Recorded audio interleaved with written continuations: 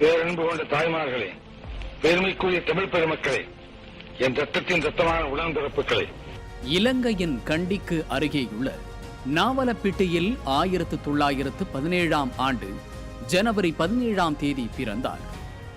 எம்ஜிஆருக்கு 2½ வயதான போது தந்தை இறந்துவிட குடும்பம் வறுமையில் சிக்கிக்கொள்ள வறுமையை தாங்க முடியாத தாய் சத்யபாமா மகன்கள் சக்கரபாணி மற்றும் எம்ஜிஆருடன் இலங்கையிலிருந்து வெளியேறி கேரளா வந்து அதன்பின் கும்பகோணத்தில் வாழ்ந்து வந்தார்.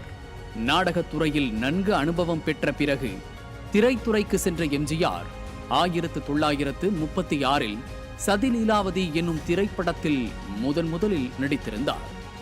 இருப்பினும் 1947ஆம் ஆண்டு எம்ஜிஆர் கதாநாயகனாக நடித்து வெளிவந்த ராஜகுமாரி படத்திற்கு பிறகு அடுத்தடுத்த படங்கள் வெளியாகி மாபெரும் வெற்றியை தந்தன. 1953ஆம் ஆண்டு அரசியல் கட்சியான திராவிட முன்னேற்றக் கழகத்தில் சேர்ந்து தீவிரமாக பணியாற்றி வந்தார் எம்ஜிஆர். 1956இல் திரையுலகில் தயாரிப்பாளராகவும் இயக்குநராகவும் எம்ஜிஆர் உருவெடுத்தார். 1962ஆம் ஆண்டு மாநில சட்ட மேலவை உறுப்பினரானார். இதனைத் தொடர்ந்து 1967ஆம் ஆண்டு தமிழ்நாடு சட்டமன்றத்திற்கு தேர்வு செய்யப்பட்டார். அதே ஆண்டான 1967இல் ஜனவரி 12ஆம் தேதி சக நடிகர்களுள் ஒருவரான MR ராதாவினால் சுடப்பட்டார். இச்சம்பவத்திற்கு பின்னர் முதலாக அதே செப்டம்பர் 7ஆம் தேதி 1967ஆம் ஆண்டு ரிலீஸான காவல்காரன் படம் மீண்டும் அவரது ஆளுமையை வெளிக்காண்பித்தது. இதனைத் தொடர்ந்து 1969ஆம் ஆண்டு திமுக பொருளாளராக மாறியும் தீவிரமாக மக்களுக்கு தொண்டாற்றி வந்தார். ஆனால் அண்ணாதுரையின் மறைவுக்கு பின்னர் கருணாநிதியின் சதியறிந்து 1972ஆம் ஆண்டு அக்டோபர் மாதம் திமுகவிலிருந்து எம்ஜிஆர் விலகினார். இதையடுத்து 1972இல் அண்ணா திராவிட முன்னேற்றக் கழகம் என்ற பெயரில் புதிய கட்சி ஒன்றை அவரின் தொண்டர்கள் ஆரம்பிக்க தலைவராகவும் பொதுச் செயலாளராகவும் பொறுப்பேற்றார். பின்பு அக்கட்சி அனைத்திந்திய அண்ணா திராவிட முன்னேற்றக் கழகமாக மாறியது. அதே ஆண்டான 1972இல் ரிக்ஷாக்காரன் படத்தில் நடித்ததால் அவரின் நடிப்பு திறமையை பாராட்டி தேசிய விருது வழங்கப்பட்டது. அதிமுக முதலாக போட்டியிட்ட திண்டுக்கல் தொகுதியில் பெரும் வெற்றி பெற்றது. திரைப்படங்கள் மூலம் எம்ஜிஆர் அடைந்த புகழும் அவருடைய வசீகரமான தோற்றமும் மக்களின் ஆதரவை பெற உதவின. இதனையடுத்து 1974ஆம் ஆண்டு மார்ச் 28ஆம் தேதி அதிமுகவின் சார்பாக புதுச்சேரியில் போட்டியிட்ட சுப்பிரமணியன் ராமசாமி ஆட்சிக் கட்டிலில் அமர்ந்தார். இதேபோன்று மக்கள் திலகம் எம்ஜிஆர் 1977இல் தமிழகத்தில் நடைபெற்ற தேர்தலில் மாபெரும் வெற்றி பெற்று முறையாக தமிழ்நாட்டின் முதலமைச்சரானார். 1984 தேர்தலில் தமிழக அரசியல் வரலாற்றில் தேர்தல் பிரச்சாரத்திற்கே வராமல் முதலமைச்சரான ஒரே முதல்வரானார். 1977 முதல் 1987 வரை 10 ஆண்டுகள் தொடர்ச்சியாக முதலமைச்சர் பதவியில் இருந்தவர் எம்ஜிஆர். முதலமைச்சராக பதவியில் இருந்த போதே டிசம்பர் 24ஆம் தேதி 1987இல் எம்ஜிஆர் மண்ணுலகை விட்டு மறைந்தாலும் இன்றும் தமிழ்நாட்டு மக்களின் மனங்களில் வாழ்ந்து கொண்டுதான் இருக்கிறார்.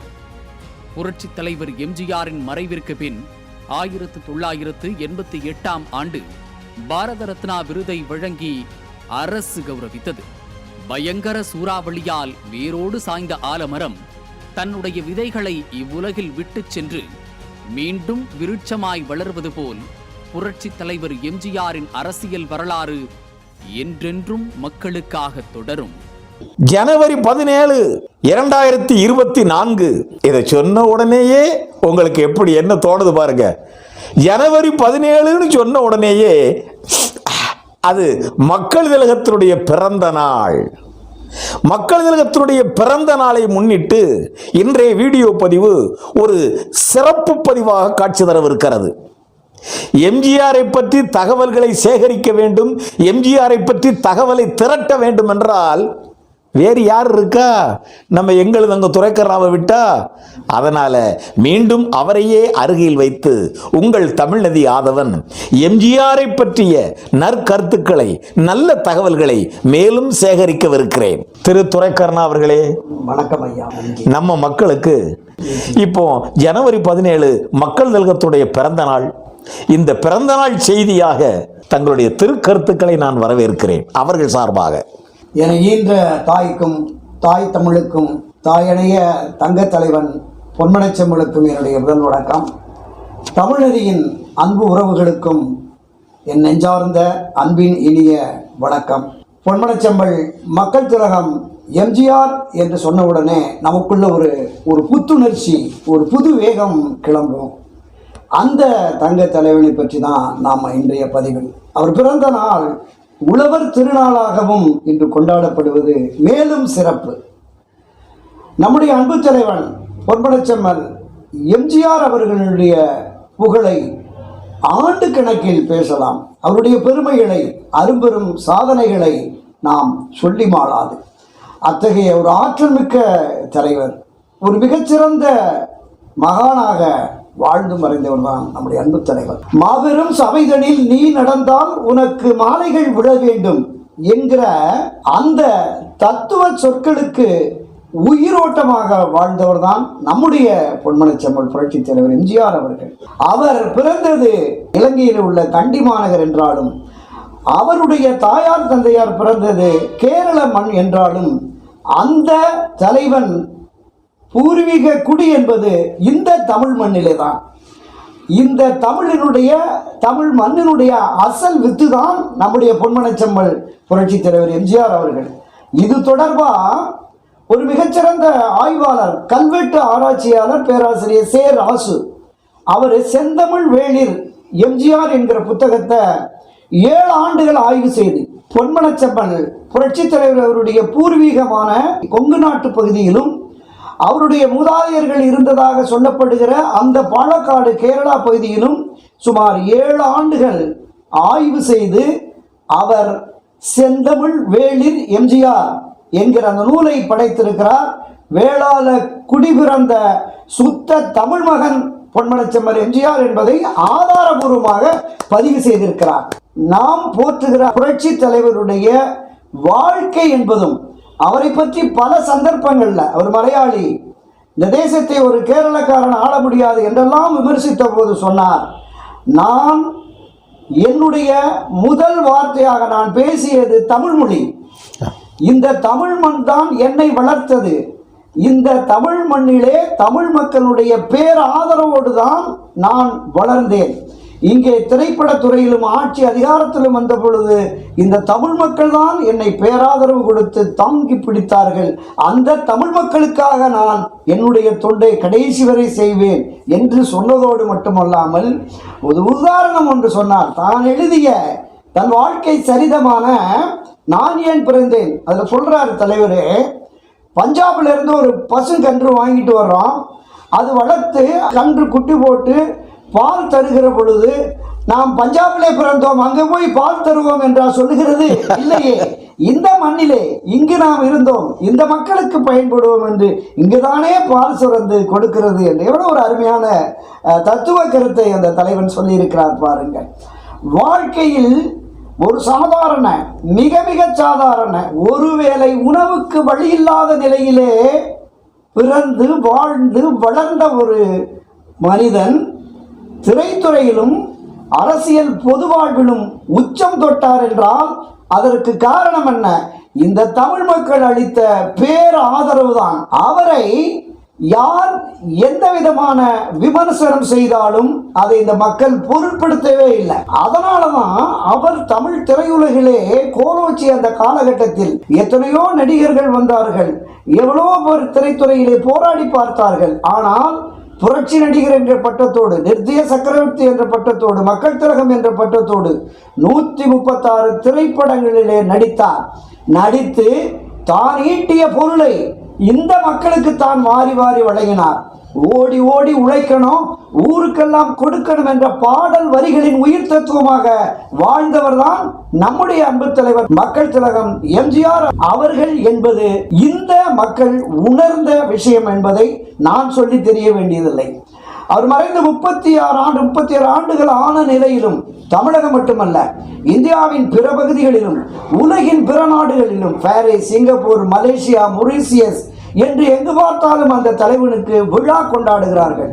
குறிப்பாக இலங்கை மண்ணிலே, அந்த தமிழ் மக்கள் வாழ்கிற யாழ்ப்பாணம் பகுதியிலே வீடுதோறும் பொன்மனச்செம்மல் புரட்சி தலைவர் எம்ஜிஆர் படத்தை வைத்து அவர்கள் போற்றி புகழ்ந்து தன் குடும்பத்திலே ஒருவருக்கு விழா எடுப்பது போல விழா எடுப்பார்கள். தமிழகத்தின் பல பகுதிகளில், குறிப்பாக குடிசை பகுதிகளில் மலர் அலங்காரம் செய்து புரட்சி தலைவருக்கு அங்கே தேங்காயை உடைத்து ஊது வைத்து கற்பூரம் காட்டி ஒரு தெய்வ திருமகனை வணங்குவது போல வணங்குகிற காட்சிகளை எல்லாம் நாம் பார்த்து வருகிறோம். அவருடைய மறைவு நாளா டிசம்பர் 24 எல்லோரும் சோகக்கடலில் கருப்பு உடையணிந்து அவருக்கு இறுதி மரியாதை வீர வணக்கம் செலுத்துவார்கள். அதே போல ஜனவரி 17ஆம் தேதியா அந்த மாமன்னனுக்கு, அந்த மகானுக்கு விழா எடுத்து ஆங்காங்கே பொன்மனச்செம்மல் புரட்சித்தருடைய படங்களை வீடுகளிலே வாசலிலே பொன்மனச்செம்மலுடைய படத்தை வைத்து மாலை அணிவித்து இன்றும் கொண்டாடி கொண்டிருக்கிறார்கள் என்றால் அந்த மகானின், அந்த மாபெரும் மனிதனுடைய புகழ் இந்த உலகம் உள்ளவரை அடிக்கடி சொல்வார்களே, கார் உள்ளளவும் பார் உள்ளளவும் இந்த மண்ணிலே மனித ஜீவன்கள் வாழுவரையிலும் மக்கள் திலகம் பொன்மனச்செம்மல் எம்ஜிஆர் அவர்களின் புகழ் நின்று நிலைத்திருக்கும். இது வரலாற்று பதிவு. அன்பு நண்பர்களே, துரைக்கர்ணா அவர்கள் சொல்லிய எம்ஜிஆரை பற்றிய தகவல்களை நான் இன்னும் ஒரு முக்கிய மாமேதை சார்பாக அதற்கு ஆதாரமாக்குகிறேன். எம்ஜிஆர் ஒரு தூய தமிழன். இதை என்கிட்ட சொன்னவர் யார் தெரியுமா? 1000 படங்களுக்கு மேல கதை வசனம் எழுதிய திரை வசனக்கடல் திரு ஆரூர்தாஸ் என்கிட்ட நேருக்கு நேர் சொல்லியிருக்காரு. அவர் சொல்லியிருக்காரு, எம்ஜிஆரே ஆரூர்தாஸ் சொல்லியிருக்காரு, ஆரூர்தாஸ் என்கிட்ட சொல்றாரு. எம்ஜிஆர் ஆரூர்தாஸ் அப்படி என்ன சொல்றாரு? எம்ஜிஆர் வருத்தப்பட்டாராம், என்னை போய் மலையாளி அப்படி இப்படின்னு சொல்றாங்க. உண்மையில் சொல்ல போனால் நான் தமிழன். பொள்ளாச்சி உடுமலைப்பேட்டை ஏரியா இருக்குல்ல, அந்த ஏரியாவில் எம்ஜிஆருடைய மூதாதையர்கள் வாழ்ந்த ஏரியா. அந்த காலகட்டத்தில் வேறு சில காரணங்களால் ஒரு இடப்பெயர்வு செய்ய வேண்டிய கட்டாயம் ஏற்பட்டது. அந்த இடப்பெயர்வு தான் கேரள பகுதிக்கு எம்ஜிஆருடைய தாய் தந்தையர் சார்பாக அங்கு செல்லப்பட்ட பிறகு அந்த வரலாறு அப்படி மாறுகிறது. உண்மையில் சொல்ல போனால் நான் தமிழன் என்று எம்ஜிஆர் ஆதங்கத்தோடு பதிவிட்டிருக்கிறார் ஆரூர்தாஸ் கிட்ட. ஆரூர்தாஸ் இந்த ஆதவனிடம் நேராக சொன்னது. அதைத்தான் இவர் அந்த செந்தமிழ் வேளிர் அதிலிருந்து இவர் எடுத்து சொல்றாரு. ஒன்று. இரண்டாவது, எம்ஜிஆருக்கும் இன்னும் யாருக்கும் என்ன வித்தியாசம் என்று கேட்டால், எம்ஜிஆர் இந்த நாட்டில் எப்படிப்பட்ட முதலமைச்சராக இருந்தார் என்றால், இந்த அண்டை மாநிலத்து முதல்வர்களோடு, இந்த மத்தியில் இருக்கக்கூடிய ஆட்சியாளர்களோடு எம்ஜிஆர் என்னுடைய வீரத்தை பார், என்னுடைய அதிகாரத்தை பார், நான் அப்படி ஆக்கும், நான் இப்படி ஆக்கும் என்று ஜம்பம் அடிப்பதை எம்ஜிஆர் என்கின்ற முதலமைச்சர் அவர் தொழிலாக கொண்டதே இல்லை. எம்ஜிஆர் அண்டை மாநிலத்து முதல்வர்களோடு, மத்தியில் ஆட்சி செய்வர்களோடு எம்ஜிஆர் அன்பு பகர்ந்தார். ஏன்? சந்தர்ப்பம் கிடைக்கும் போது தன் அதிகாரத்தையும் காட்டினார், சந்தர்ப்பம் கிடைக்கும் போது எதிர்த்தும் நின்றார். ஆனா எப்பவும் எதிர்த்துக்கிட்டு இருக்க மாட்டாரு. அதுக்கு எம்ஜிஆருடைய ஒரே கொள்கை என்ன தெரியுமா? நான் என் அண்டை மாநிலத்தாரோடு, மத்திய சர்க்காரோடு நான் அன்போடு இருக்கிறேனா, நான் எதிர்க்கிறேனா என்பதல்ல எனது நோக்கம். நான் என்ன செய்தால் என் தமிழக மக்களுக்கு என்ன கிடைக்கும் என்பதுதான் என் நோக்கம்.